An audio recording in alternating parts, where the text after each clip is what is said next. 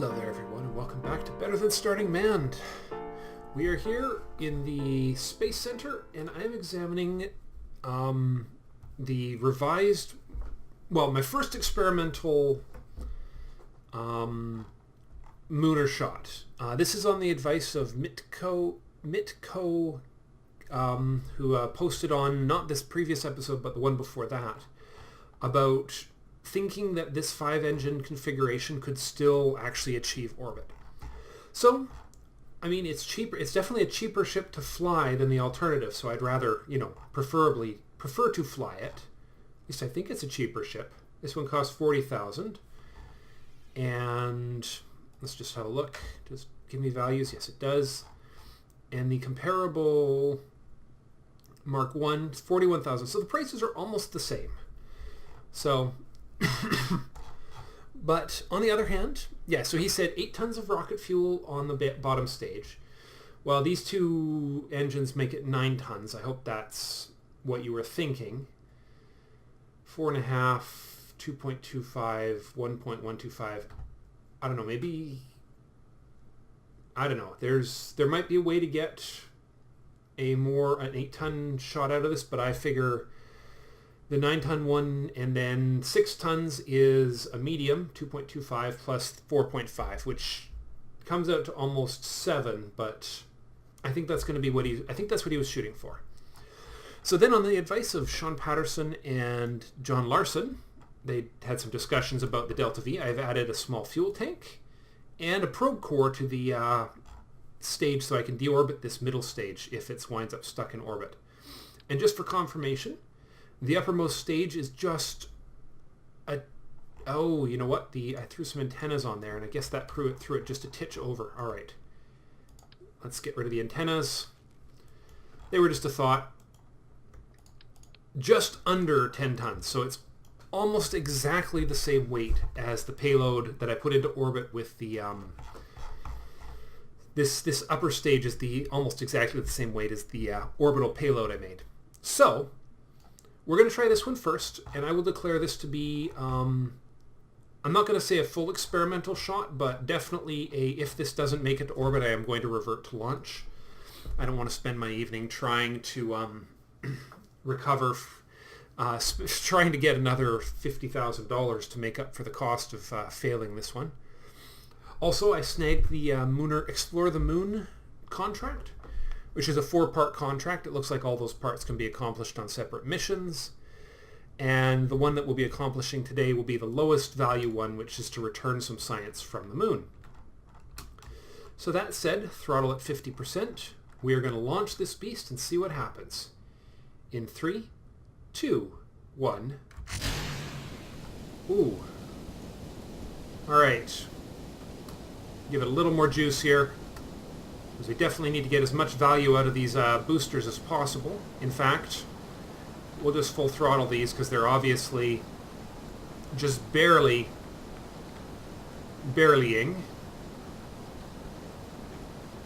Alright, that's a little better, and we're going to lose those solid rocket fuel boosters in a second anyways, so hopefully we've gained enough momentum. Ooh, okay, we're losing a lot of speed on this. So definitely bottoms out a lot worse than the previous ship did. Oof. Wow. Okay then. Well, I'm not going to call that a failure necessarily. I mean, that was a lot of loss of speed because of the transition, but it is flying and we might still be okay. So I'm gonna stay optimistic, because we're doing pretty good, and we will see what we will see here. Just got to pull that prograde marker back to vertical, get the most efficiency out of this possible. Well, the first thing to say is that it's definitely making it past the it's definitely going to still be firing past the 10,000 mark, which is a sure sign that the lower stage is working. The question is, will that middle stage do the job or not? It's going to be tight. It's going to be tight. All right, well, here comes the 10,000 meter marker, which is where we start doing our slow tilt for gravity. And our speed is well under our so it's well under any concerns about terminal. And we're about to fire our middle stage and see if we are still on the go. And we'll have to switch to RCS for this part. 2. Here we go. RCS for control. And our apoapse is just passing 30,000. I think it's going to be touch and go. But in an ideal world, this thing achieves orbit without the addition of any extra fuel, or without needing the uppermost stage, which is my Munar transition stage. So let's see, we are 45, 50. I'm going to start tipping a little more here. 60. Well, looking good. 70. All right. So, since this is a pretty important flight, let's actually do a burn plan here. And let's get that periapse out. Oops. Minus by tens. And check when we have to do this burn. 1 minute and 15 seconds for 50 seconds. So we got time. Here we are. Nope. Oops. That was a time change, not a... Let's see. Periapse 66. Nope. We definitely need a little bit more than that. 69. 70. Ooh, that's going to be iffy. Well... All right. Whoa, whoa, whoa, whoa. Okay, stop. You stupid thing. All right, we got to do the burn. I'm not going to use the burn plan too much, but we'll use more or less our... Okay, full throttle. Here we go. Because we need to add a bit more to our apoapse if we're going to pull our periapse up adequately, without wasting too much fuel. Okay, full on the mark now. And let's see, I think that you guys were right. This thing will actually manage... Of course, I'm not actually going to be able to deorbit the full thing because I don't think I'm going to be able to... Wait, no, I got a plan. I have a plan. Never mind. I was thinking about how I was going to deorbit the silly thing, but I have a plan now. Just work. Okay, 60, 70. We're in orbit. Nice. Okay, it worked. Thank you very much for the revised design. That has worked brilliantly. Okay, so a 5-engine and 3-engine configuration can get a 10-ton payload into orbit with a bit of fuel to spare. We'll just do a little work on circularizing this when we hit our apoapse. And then we will deorbit this monstrosity that is our lower stage, or at least get it into a deorbiting trajectory. We'll just... That's interesting. We're just trying to get to a... Lots of electric charge left, but we're not going to want to wait too long for our departure. In fact, let's see. Let's actually slow that down. Let's check our target. This is... Oh, we should have been leaving right now, shouldn't we? Moonrise.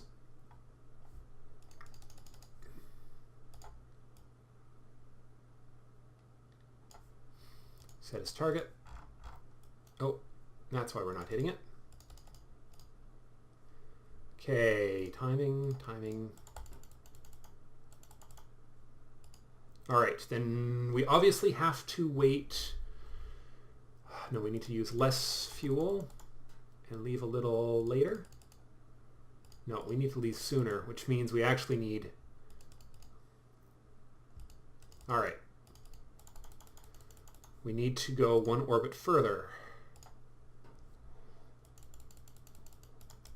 There we go. Now let's see. Periapse of the moon.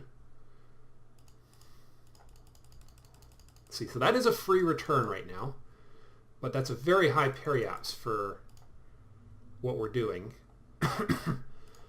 So ideally, we're going to get a little closer. Let's see. Let's see if we change our timing a little more. No, that's as good as it's going to get for that.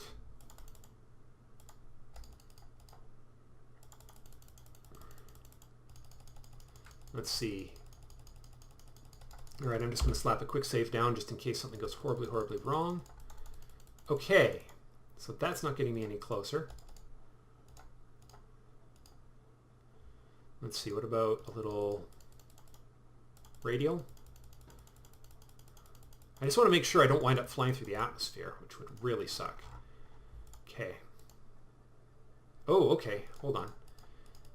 Maybe we can do a... come in from that angle instead. Let's see. No, okay, no, it's definitely not going to be... If I want to get any useful science out of this, it cannot be a free return orbit, can it?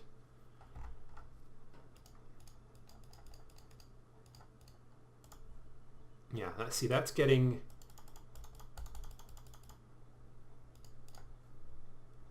There's got to be a time we can leave that will get that into a lower... Come on, show me my maneuver node. Okay. There we are. Dang it. Let's go at 1/100ths of a time, 10ths at a time. Man. Okay, that's all a timing issue now, isn't it? It's all about the timing. All right, a little more. Let's see. Our planned periapse is still not dangerously low.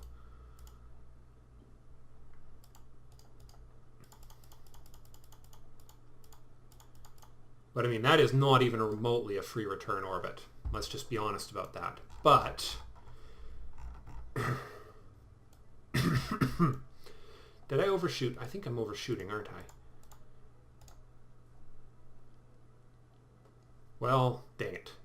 You know what? Give me a second, guys. I'm going to do some fine-tuning on this, and I will be back in just a second. Hey, guys. Welcome back. I've come up with a slightly crazy but very interesting mission design here, and I think we're going to take a swing at it just for kicks. So let me show you what I have in mind. As you can see, it involves doing an extraordinarily low pass around the moon, slingshotting myself halfway across the Munar system, and it's weird. The further along here I go, the cheaper this braking maneuver actually starts to become. And it might just work. The only limiting factor on this is the batteries. So what I've done is I've created a quick save. I know, we talked about quick saves before this series started, but I'm really curious if this is going to work. So I want to try it. And if it doesn't work, I'm going to come back and do something a little bit more conservative. But I mean, you look at the close pass around the moon, I could get a fair bit of science from that if I play my cards right. So we need to, let's see, where are we? We are, well, our current orbit is good, so we need to make sure these batteries are charged. They are good. All right, then what we are going to do is we're going to detach. I'm going to decouple this and give this guy a quick thrust away, and then hope that this has enough guts to deorbit itself and not... Oof! That was a close call.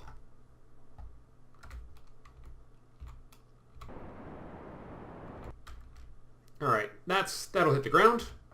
So that'll take care of itself. Let's go back to the ship that I almost collided with. Make sure its periaps is still okay. It is. Hoo-wee. This thing's going to be a little crazy to fly. So now that we know where that event is going to be, let's just refresh.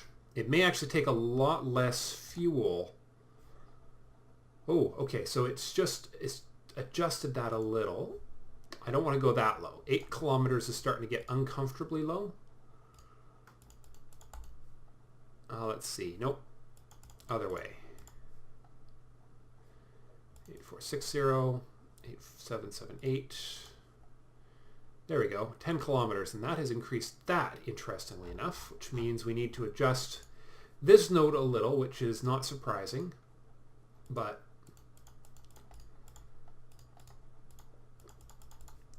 it shouldn't be too much. We'll throw 10 more onto that. Oh, okay, a fair bit more. The lower the pass, the less delta V it's going to take for my braking maneuver. Weird. Oh, well, we don't want to go that low anyways. Something along the lines of 50. 50 should be, well,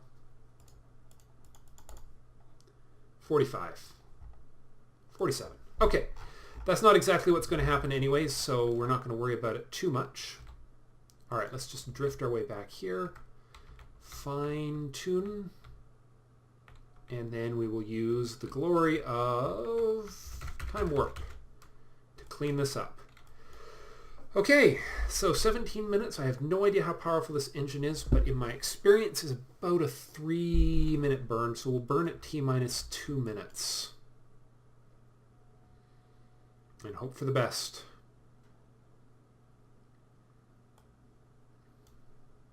9, 8, 7, 6, 5, 4, 3.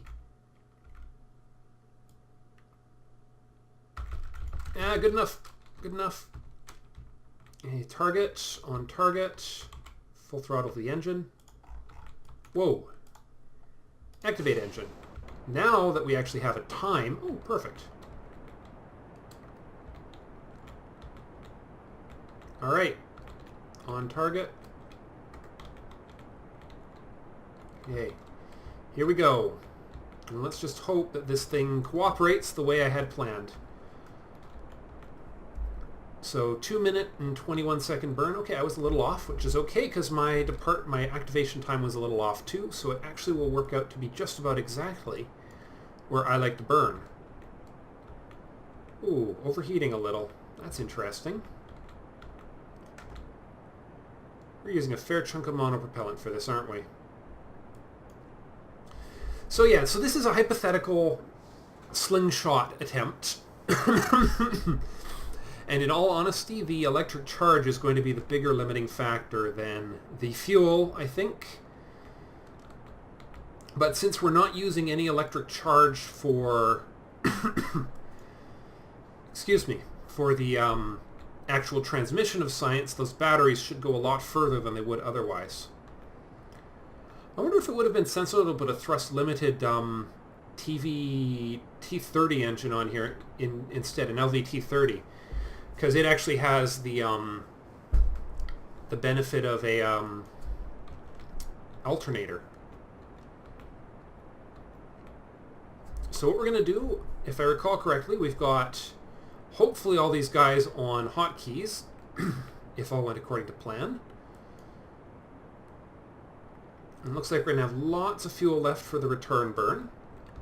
So this isn't exactly a free return. This is more akin to a a crazy town slingshot maneuver. It's probably what the episode is going to be called. 30 seconds to go. The node is drifting a little. Keeping on it. Gotta keep on it. 24, 23, 22, 21, 20,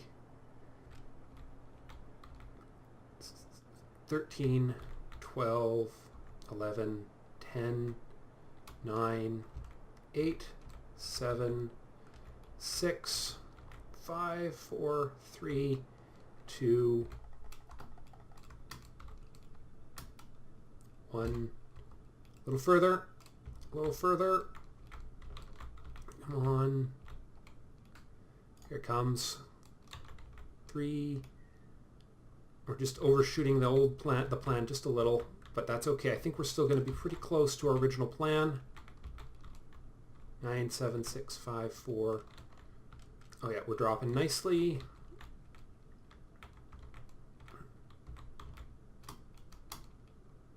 Okay. 30, 20, 19, 18, 17, 16, 15, 14, 13, 12, 11, 10.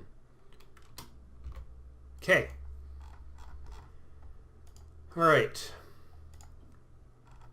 That did not work out exactly as I had thought it would, but that's okay. Okay. So we're going to wind out, so let's see, 6 hours, 12 days. So this is where we're going to come out. So we need to plan a return to Kerbal maneuver. And that's going to require actually even less delta V than our original plan did. And if I swing around here, the longer I wait to do it, that's going to be 3 days out though. I don't know if that's going to be physically possible. But the longer I wait to burn retrograde relative to Kerbal, the less fuel it's actually going to take to accomplish this return burn.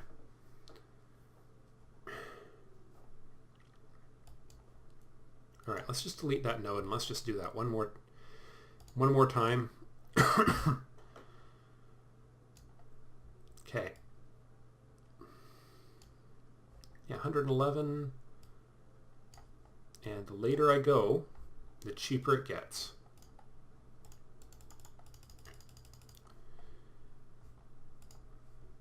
As suspected.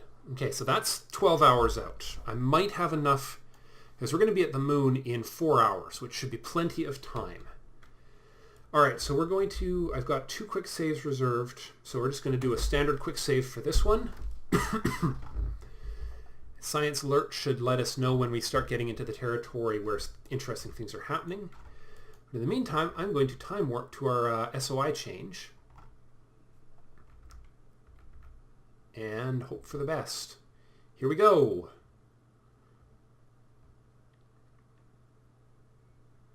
I definitely describe this as being a relatively crazy move.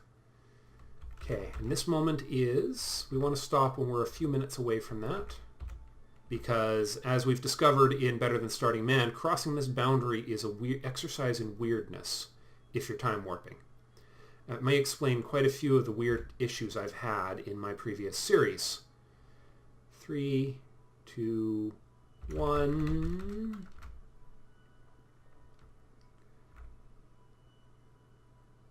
Go less than a minute. All right, 1 minute until we cross that boundary and we wind ourselves up in Munar space of various sorts, which means we're actually going to have to start monitoring our condition. We're in high space, but we're in high space over what right now? We're still over Kerbal, of course, because 30 seconds to go until our crossover. We'll give it a little extra speed. All right.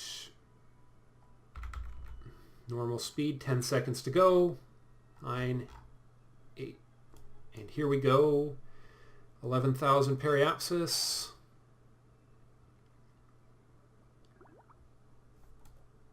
There it is. An 11-kilometer periaps around the moon. And we have new science. We can expose a mystery goo for the high space sample, and we will keep that, and then we'll do a temperature scan and keep that. Okay, that is pretty useful. I do have to say I'm kind of liking that. So we're gonna save it again, because if this goes horribly, horribly wrong, I have pre-departure quick saves, and this is really the only one that matters. So let's see, I brought along 1, 2, 3. Did I only bring 3 graviolis? I thought I brought a few more than that. I guess we'll see. what we've got. And here we go. We're coming in fast and low over the moon. Ooh, it looks pretty. I haven't actually seen. It's got just a very light sheen of dust around it, I guess. Not quite an atmosphere, but... All right, it is science time. Atmospheric pressure scan. Keep. Expose mystery goo. Keep. Gravity scan. Moon's poles. Hey, we're coming out over the pole. That's kind of useful. Temperature scan. Keep. Okay. Now we're just waiting to see what biomes we cross as we swing around the moon. And apparently 50 kilometers was plenty low enough, so I didn't need to go nearly that close to the planet. Which means I could have done a much more conservative swing, but that gives me a lot of time before I lose my... Excuse me. I'm still getting over that cold. But before I lose my... All right, another gravity scan. Let's see. Which one haven't I used yet? Log gravity data. Keep.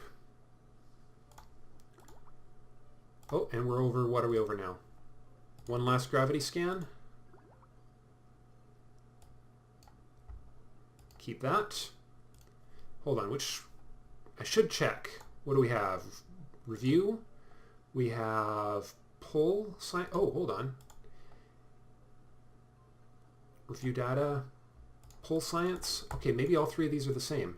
What's this one got? Pulls. Okay, so it's triggered 3 times on the same context, which is too bad. That's okay, because it didn't cost me any power to gather that science. So let's see what we've got available. Oh, Highlands. Highland craters. Nope. Reset experiment. Log gravity data over Highland craters. Keep. Okay, so we've got Highland craters. We've got... Hold on. We've got 2 instances of Highland craters and 1 instance... Wait, hold on. What? Oh, wait, hold on. Review data. Moon's poles. Keep. So that one will be the moon's poles. This one will be Highland craters. Keep. And this one will be, since we've got currently the moon's poles a second time over, reset experiment, and we are over the Highlands. We will log it. We will keep it. And that is all the science this thing had the capability of getting.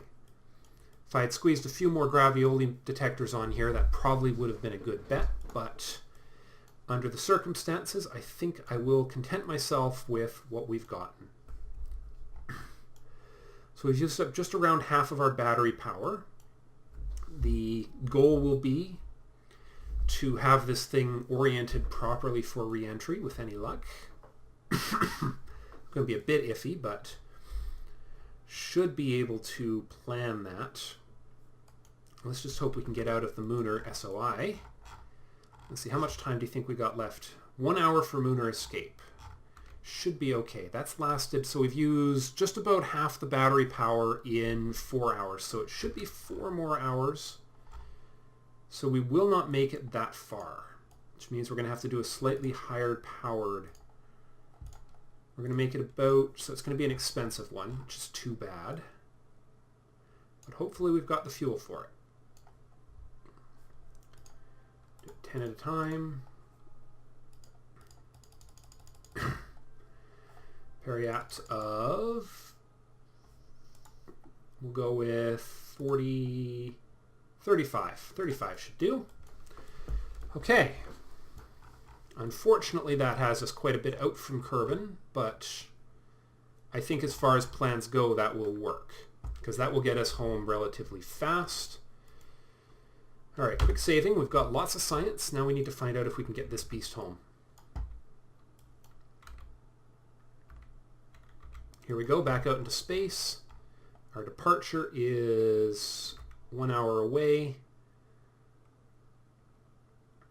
57 minutes.